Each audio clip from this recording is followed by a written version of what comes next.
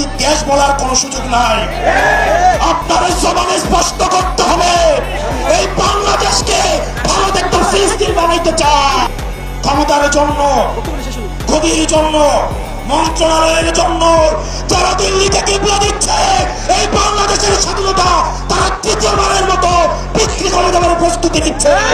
অথর্ব নির্বাচন কমিশন বলে হাদির মৃত্যু নাকি একটা বিচ্ছিন্ন ঘটনা। এই স্পাইনিয়াস মেরুদণ্ডবিহীন ইলেকশন কমিশনার, আমরা এমন একটি বিচ্ছিন্ন ঘটনা তোমার সাথে যেন হবে যদি এই নাটক সিনেমা থেকে আওয়ামী মুজিবের বাচ্চাটা এইসব শিল্পকর্মীদেরকে দেশ থেকে পার করে দিয়ে ভারতে পাঠিয়ে দিতে হবে।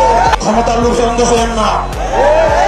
আজকে যদি আমার বুকে গুলি লাগে, আমি জানি এই ধরনের একটা প্রোগ্রাম হবে, দেশে বক্তৃতা দিবেন, তারপর চলে গিয়ে আবার সিট নিয়ে নেগোসিয়েশন করবেন।